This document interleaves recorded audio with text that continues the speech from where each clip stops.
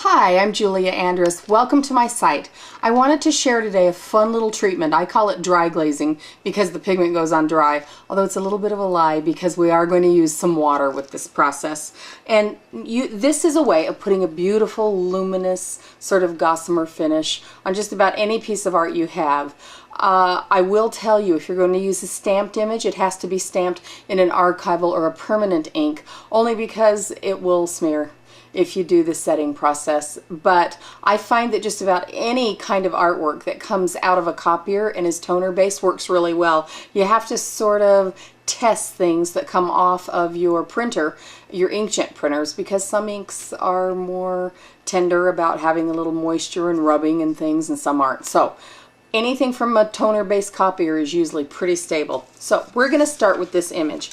This is just something that we copied on our copier here, and the supplies for this process are simple. We have perfect pearls, perfect medium, a brush, and some water. Now, a little tip about all of these.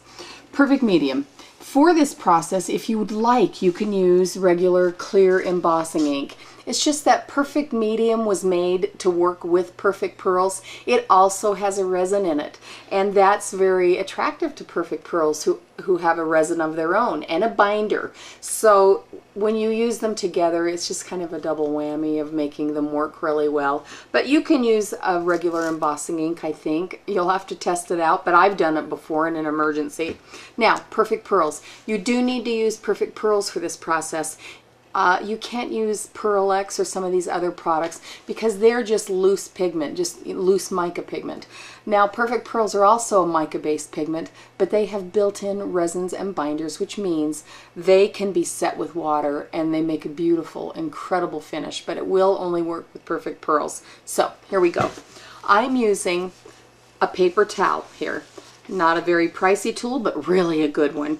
And I'm just going to take some perfect medium and rub it into this image. This is why you need a good stable image here. You can see that if I was doing this on something that had, like water-based type ink, I might be doing a little bit of damage.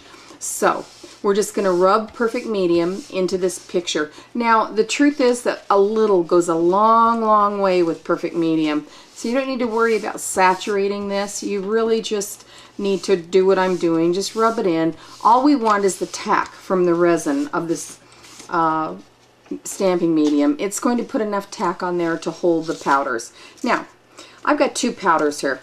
This is interference blue. What's so great about interference colors, I know they don't look great because they're clear and this one looks white, but this is a transparent finish, and it is going to put on a transparent version of a beautiful luminous blue.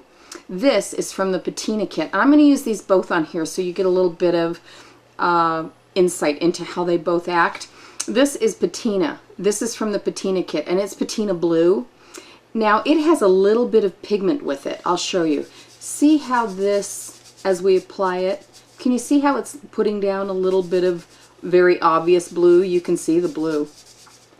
This is interference blue. It's way more subtle, although I think, well, I'll show you when we're done. It's very impressive. Now, the interference comes in a violet, it comes in a red, and it comes in a green. It's just absolutely to die for beautiful. Well, I wouldn't die for it, but very beautiful.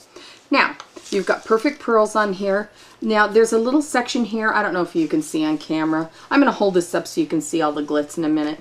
But I'm going to take a little perfect medium because I missed a spot and just dab. And apply some more, and there, all better. So, we're ready to go. Here's how we're going to set this. With a fine mist of water. You don't want a squirt gun for this. You don't want a squirt bottle. You want something that'll put a nice sweet mist of water. Now, I would let this dry natural, or I would use a heat gun. I've got a piece that's already finished here that I want to show you, but you can't take an iron to this or you'll rub the pigments right off. Now, this is a piece that I did just a second ago. Can you see the beautiful luminous finish on that? I have to move it in the light, so I hope Stacy can pick this up on our camera.